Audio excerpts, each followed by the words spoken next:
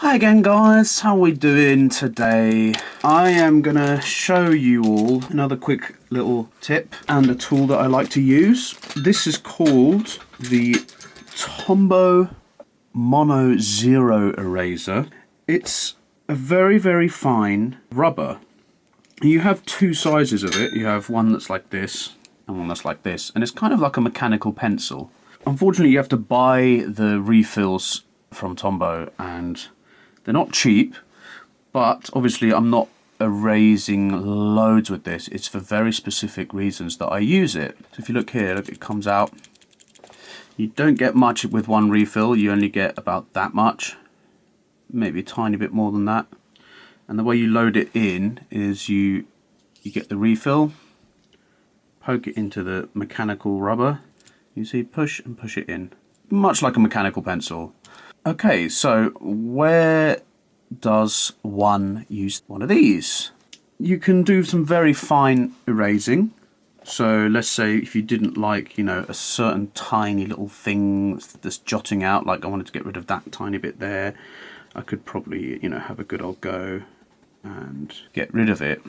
Not as effective as an electric eraser, but it's very good for adding subtle shapes into something that you've shaded, bringing back a bit of the paper where you've maybe have put a bit too much pencil down. So like here, for instance, I could just, let's say I wanted a little curve like that, I could do that, and now I've got a little mark there that I can then draw onto.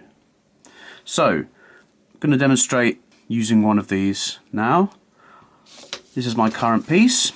What we've got here is quite a lot of like a sort of mottled, out of focus sort of effect going on. And I've covered it quite a lot, but there's bits where I just want to bring it back a bit and bring back some of this sort of mottly effect that you have.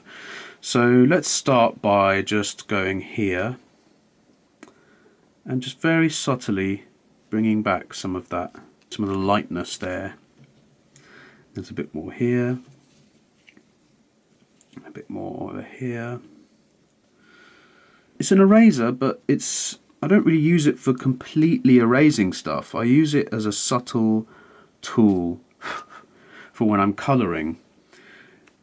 Now the great thing about this is you can just add these lighter bits, and if they're too light, it doesn't matter because you can go back over it with a pencil, and this way you can achieve some really nice textures which could be hard to achieve using pencils alone, because this allows you to put down a base and then put down some texture and then bring back the paper again and put down more texture and bring back the paper and put down more texture. And so you can achieve quite a lot with one of these rubbers.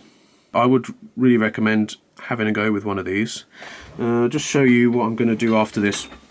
After that, with a pencil, I'll go back, put in the light tones that need to be in those same areas. So blending in some of those bits that we've erased. So we've sort of blending them back into the skin. Trying a couple of different colours here, just to give it a bit more variation. And you can see it gives a really nice natural mottled effect when you use it correctly. Now I've probably gone a bit too far with this, so I think I'm gonna go over it a little bit. But nonetheless, it's still, those subtle little eraser marks that I've just created are still there. But now that they've been covered over it slightly, they look more normal, like a part of the skin. So that's how I like to use the Mono Zero eraser. Have a go.